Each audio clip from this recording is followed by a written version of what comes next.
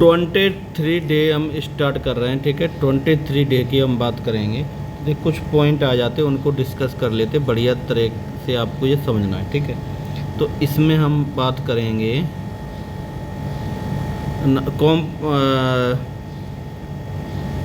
Combination NCR से represent करते हैं, ठीक है। इसको धीरे धीरे सॉल्व करते जाएंगे। तो जो प्रॉपर्टी हम आपको बाइनोमियल थ्योरम में पढ़ा चुके हैं, तो यहाँ से हम डायरेक्ट ही आपको समझा रहे हैं, ठीक है। Number of combination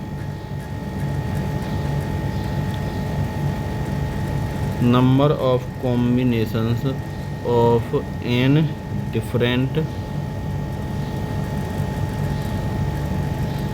different things taken are at time। First का ले लो,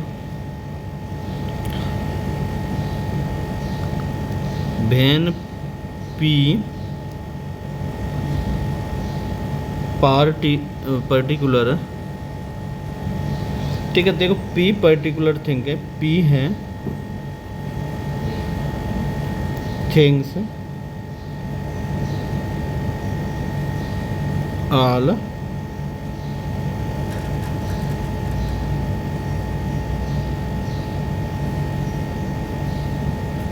इंक्लूडेड, ठीक है।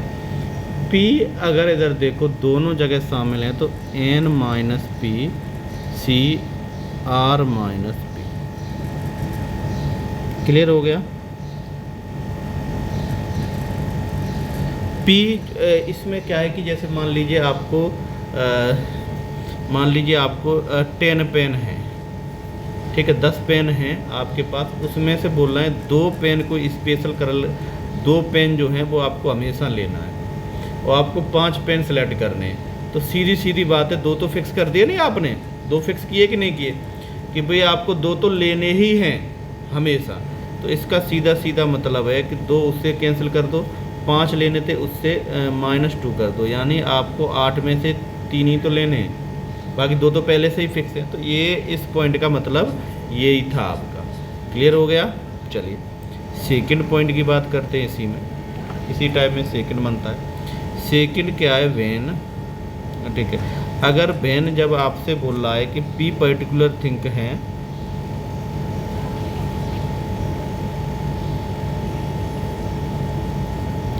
Particular things are never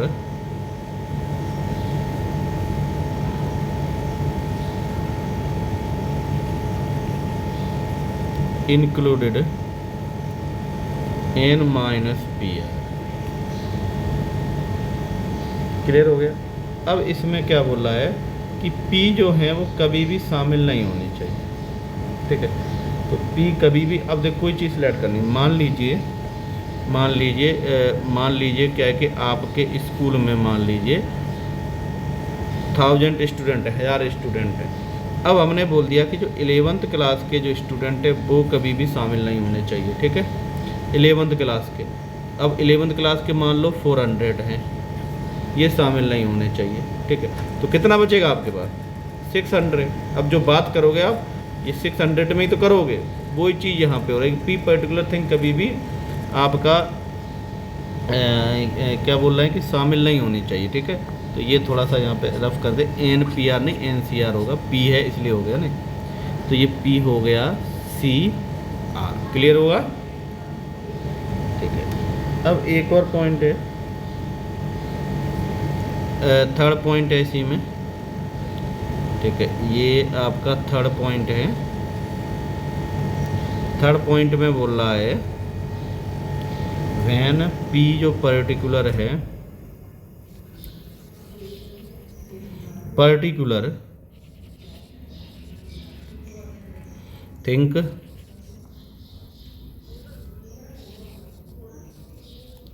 rings are not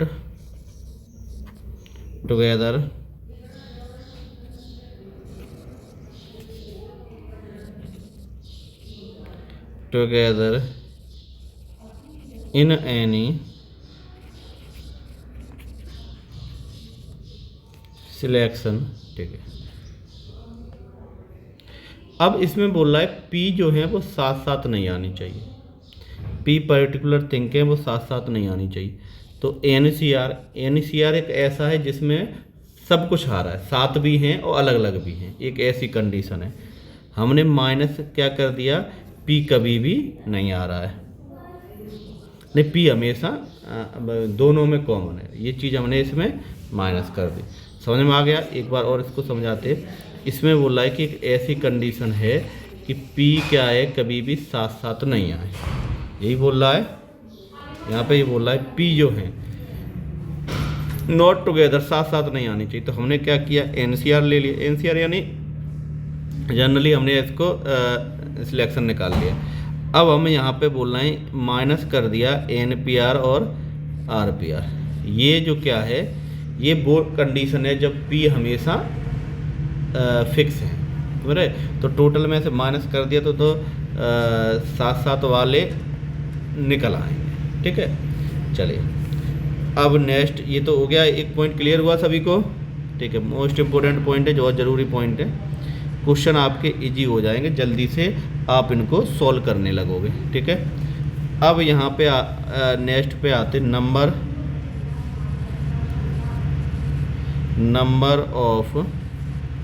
number of selection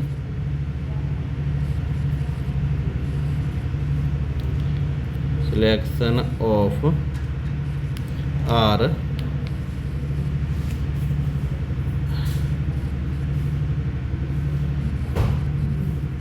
consecutive think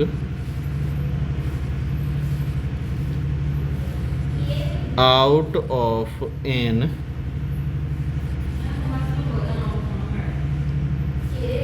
things in a row। तो ये आपका हो गया n माइनस आर प्लस 1, ठीक है। Number of selections of R consecutive thing out of n, ठीक है, थिंग्स इन रो। तो कोई एक रो है, उसमें से आपको आर जो कोई भी चीज़ है उसको आपको सिलेक्शन करना है, ठीक है। अब इसमें ये पॉइंट हो गया। दूसरा इसी में, जैसे ये फर्स्ट मान लो तो सेकंड ये आपका हो जाएगा,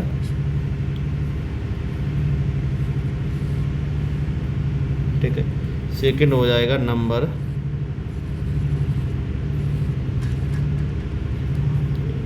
of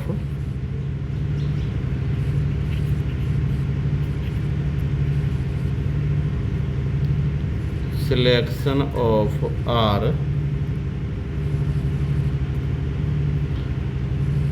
consecutive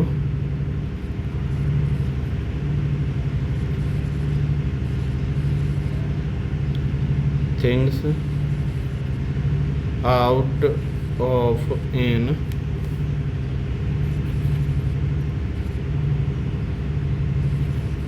things along a circle। इसमें हो जाएगा n व्हेन r से छोटा है, 1 हो जाएगा जब n r के बराबर है, ठीक है। ये पॉइंट क्लियर हो गया। अब नेक्स्ट पे आते हैं। ये पॉइंट ले लेते, ठीक है। नेक्स्ट पे आते हैं। नेक्स्ट में ये बोल रहा है, ये थोड़ा बढ़िया डार्क कर देते, वो नहीं रहा इधर। चलिए फर्स्ट पॉइंट है इसमें, number of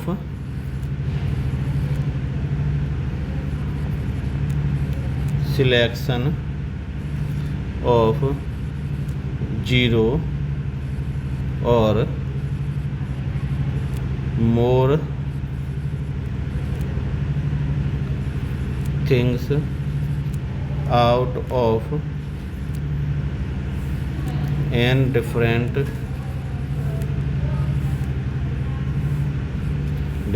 things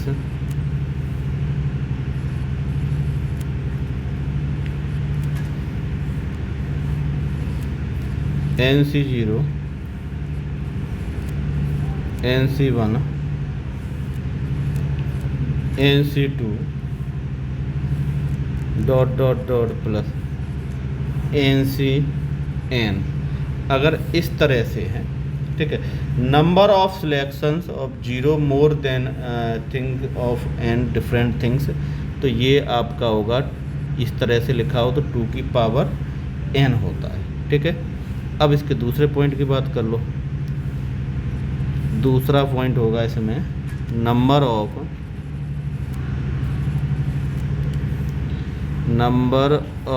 combination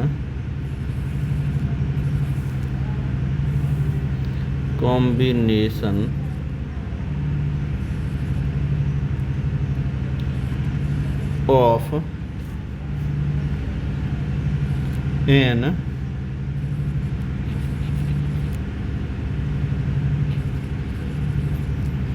different things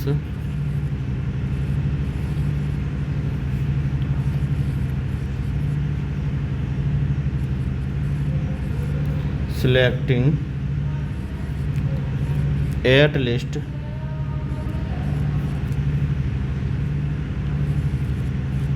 one of them is NC1 NC2 dot dot dot plus NCN 2 की पावर n माइनस, ठीक है। अब फर्स्ट सेकंड थर्ड पे आते हैं। थर्ड पे यहाँ पे बात होगी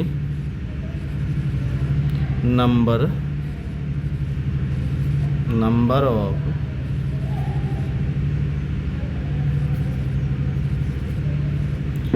selection of R things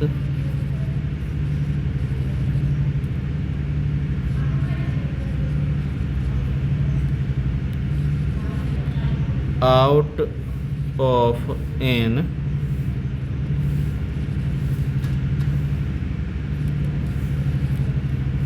identical things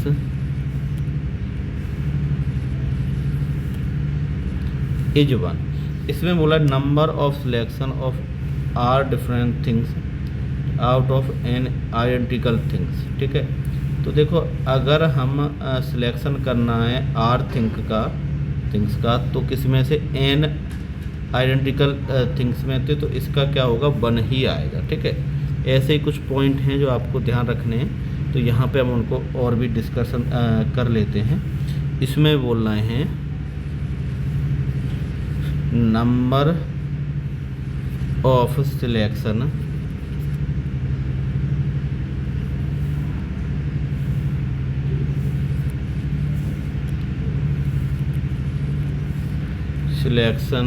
of zero और मोर थिंग्स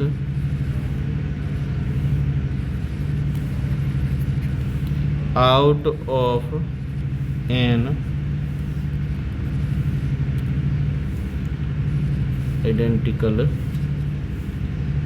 things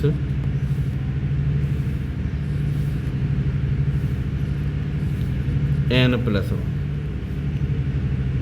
ठीक है। फोर्थ पे आ जाइए।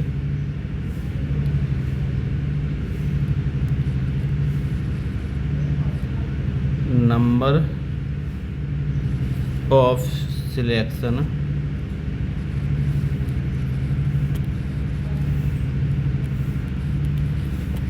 ऑफ 1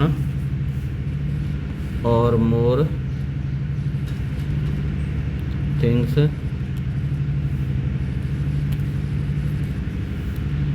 आउट ऑफ एन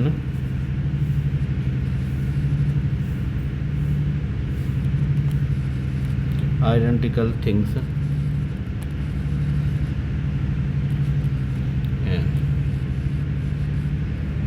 ठीक है। चलिए अब देखिए ये तो हो गया। अब कुछ एक इम्पोर्टेंट पॉइंट और भी आता है, ठीक है, वो आपका ग्रुप का आता है, तो उनको थोड़ा सा देख लेते हैं। ठीक है। तो इसमें हम बात करेंगे, ठीक है,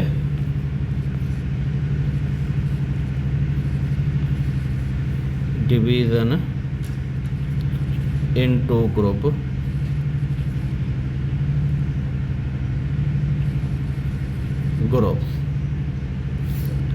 ठीक है। इनमें पॉइंट को थोड़ा आपको ध्यान से समझना है। इसमें ये बोल रहा है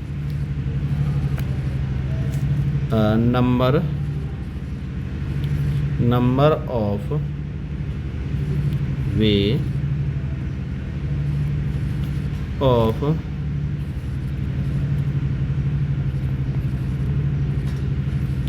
dividing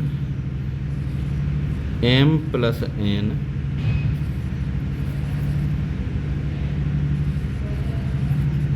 different things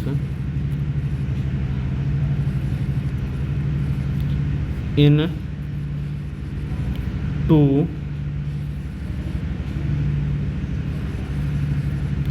groups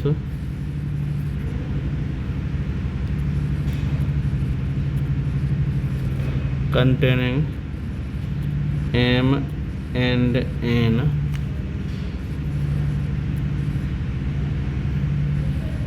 things respectively m not equal to n is, ये आपका हो गया m plus n cm m plus n, और इसको लिख सकते हैं हम m फैक्टोरियल n फैक्टोरियल, ठीक है। तो नंबर ऑफ, जब m plus n different thing है, एक टाइप की m है एक टाइप की n है, तो ये लगता है, ठीक है। अब डायरेक्ट ये बहुत इंपॉर्टेंट है, दो अलग अलग हैं, ठीक है, टोटल होंगी और उसमें क्या है कि सेम टाइप की हो सकती है, तो आपको उस तरह से ही करना है। जैसे एक नेक्स्ट इसी में पॉइंट बनता है, ठीक है, जैसे number of way of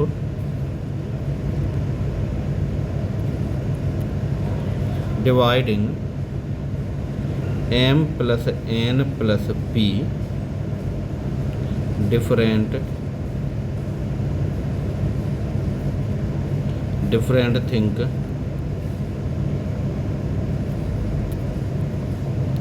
in three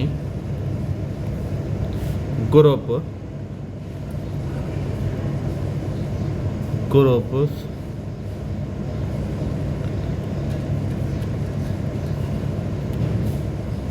containing m, n and p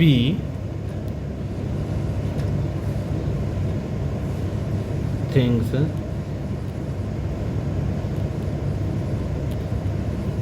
respectively। तो यहाँ पे m not equal to n not equal to p, यानी ये तीनों बराबर नहीं होंगे, तब क्या होगा यहाँ पे m plus n plus p और नीचे आ जाएगा m फैक्टोरियल n फैक्टोरियल और p फैक्टोरियल, ठीक है। अगर ये सब अलग अलग टाइप की हैं तो, ठीक है। अगर देखो, अगर इस तरह से हुआ, ये तो हो गया। इफ़ इसी में एक और केस बनता है, if the order of the group is not important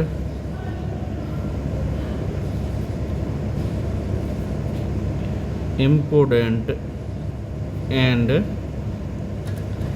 m plus n plus p upon m factorial n factorial p factorial into 3 factorial। तो आप इसको if the order of the group important groups is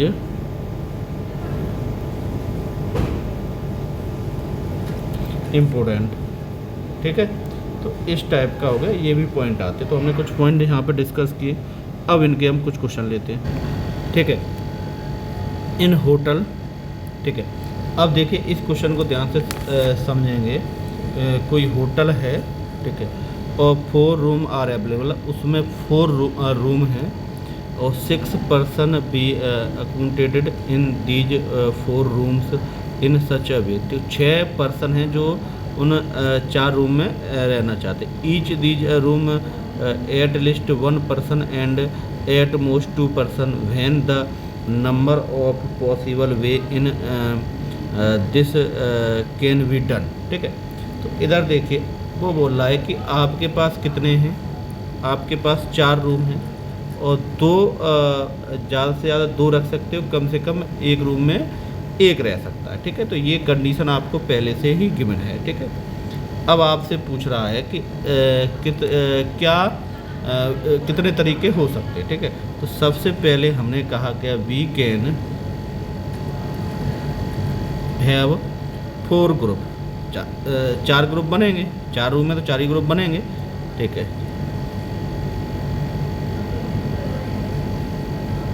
ठीक है, person, तो इसमें लिखोगे such that 2 groups contain 1 person 1 person, ठीक है। अब देखो 1 पर्सन ईच, हमने क्या किया, एक ग्रुप में हमने एक एक पर्सन कर दिया। 4 रूम थे तो हमारे पास क्या एक एक किया तो 4 हो गए, 6 टोटल पर्सन थे। तो एंड, ठीक है, अदर 2 ग्रुप बचे, 2 ग्रुप बचे, ठीक है। Contain 2 person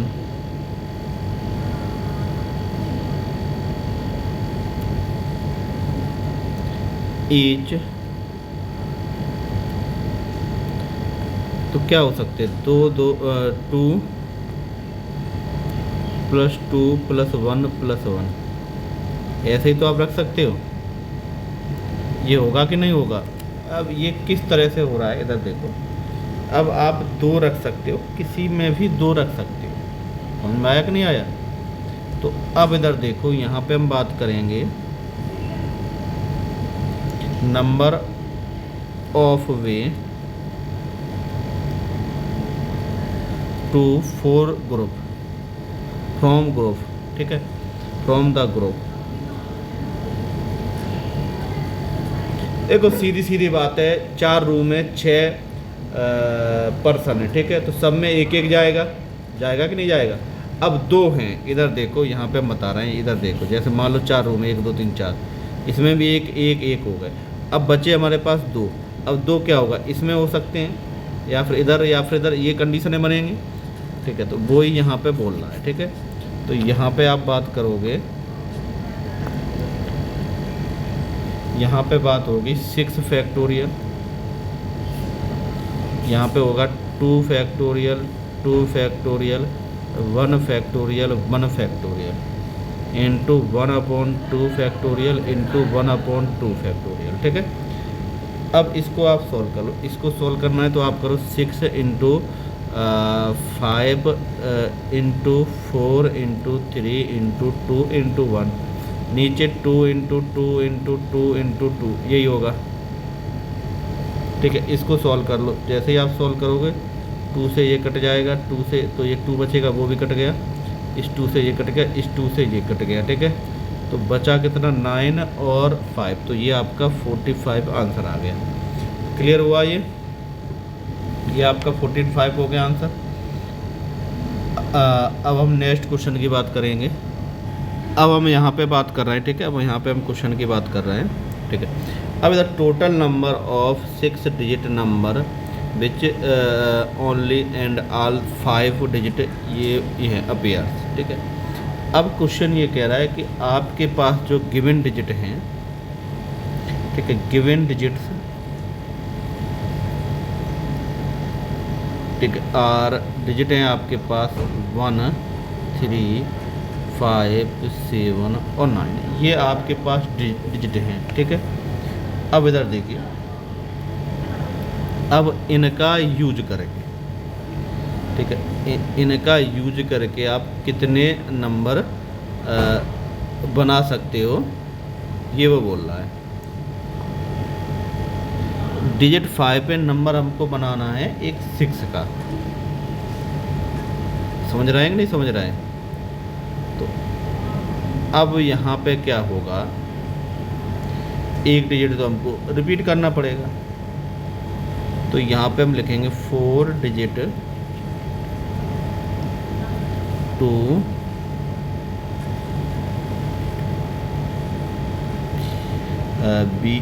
we have 5 C1। एक 5 है, उनमें से कोई एक ही तो करोगे आप, and 6 digit can be arranged in 6/2 way, hence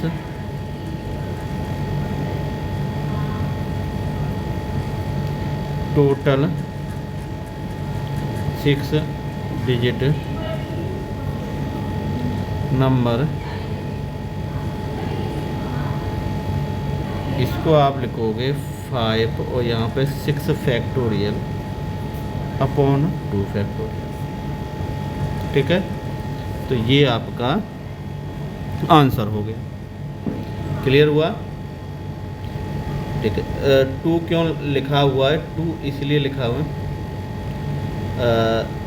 2 इसलिए है क्योंकि 6 फैक्टोरियल लिख रहा है, तो एक डिजिट होगा जो 2 बार आएगा, समझ रहे हो? क्योंकि इधर देखो, आपको थोड़ा सा इसको और समझा देते हैं। जैसे मान लो बनाना तो आपको 1 2 3 4 1 2 3 4 5 6 डिजिट का बनाना है।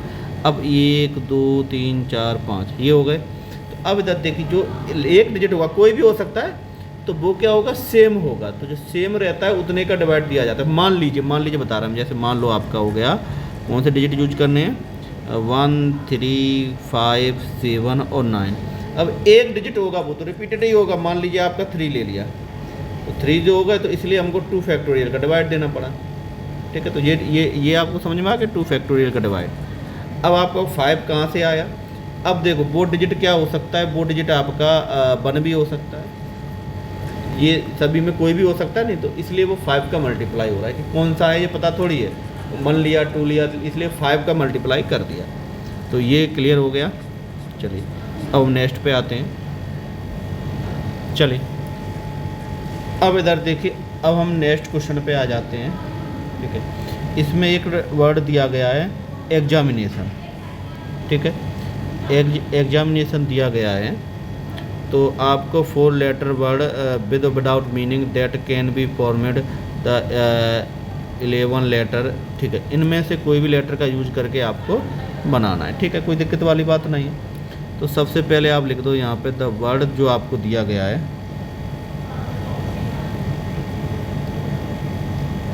वर्ड आपको जो दिया गया है EXA, एग्जामिनेशन जो दिया गया है आपको,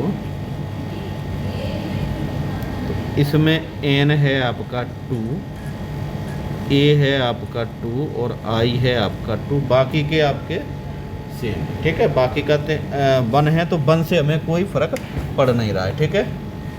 अब इधर देखो, इसकी सब कंडीशन निकालने को, लेटर तो हमको 4 वर्ड का बनाना है, ठीक है।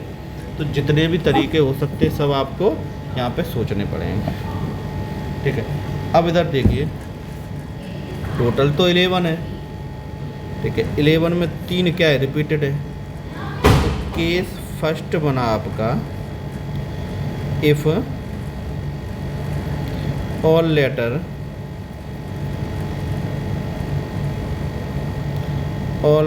आर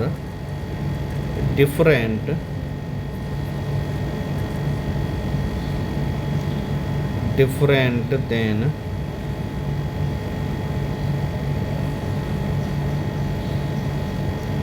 number of word, तो यहाँ पे 8p4, यानी जो डिफरेंट है, यानी NAI का हमने यूज नहीं किया है। इसको ऐसे लिखो या फिर आप इसको ऐसे लिख लो 8 फैक्टोरियल अपॉन 4।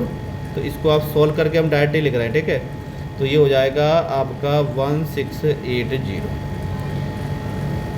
सेकंड केस पे आ जाओ, ठीक है। सेकंड केस हमने क्या किया, if 2 letter are same and 2 are different,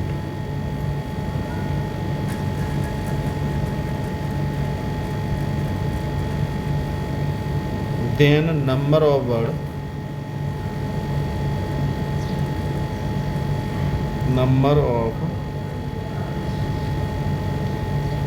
ये होगा 3C1, ठीक है, C1C2, ठीक है। अब ऐसी कितनी कंडीशन बन सकती है, तो आप बोलोगे 4 फैक्टोरियल। अब ये बताओ इनमें से रिपीटेड कितने 2 हैं, तो इसको सॉल्व करोगे तो आप 1 5 6, हम डायरेक्टली लिख रहे हैं, आप इसको सॉल्व कर लेना। तीसरे वाले केस पे आ जाते हैं, केस थर्ड में बोला है if 2 letter are same of one kind and 2 letter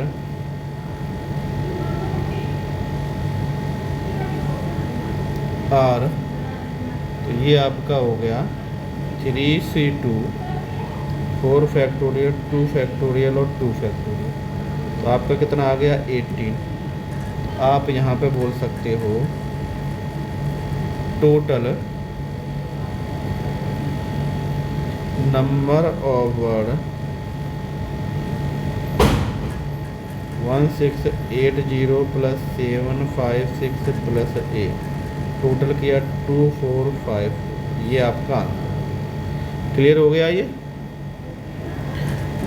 ठीक है। तो ये आपका 24 हो गया। इसके और भी क्वेश्चन की आप प्रैक्टिस कर सकते हैं, ठीक है। एक हम ठीक है, तो ऐसे ही क्वेश्चन आते हैं इसमें, नहीं तो एक क्वेश्चन और इसमें ले लेते हैं, ठीक है। एक इसी टाइप का एक क्वेश्चन है, उसको भी थोड़ा सा देख लेते हैं, ठीक है। तो इसमें बोल रहा है आपका if the letter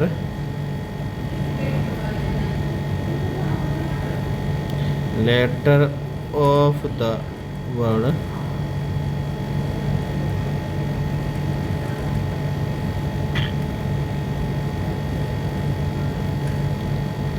mother B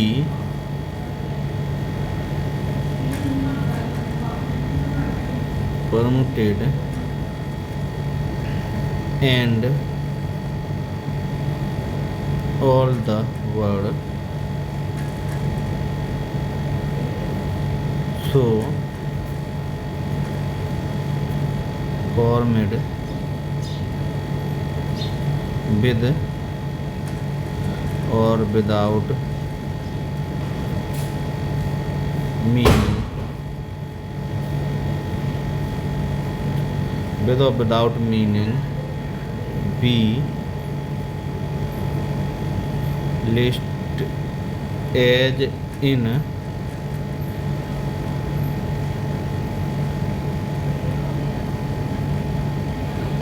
dictionary, then the position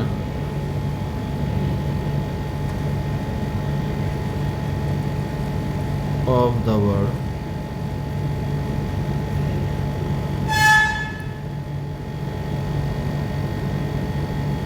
MOTHER mother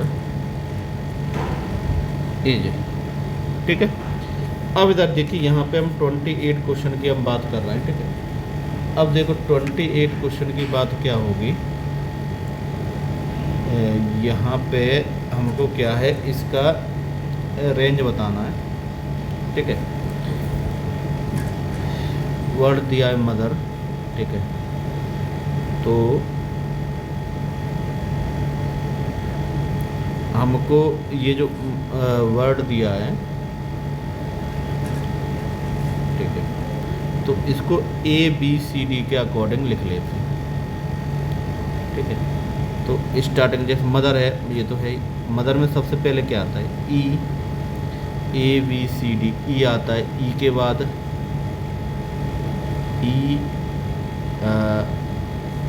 E के बाद H,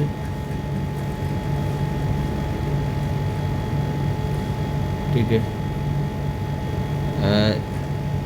उसके बाद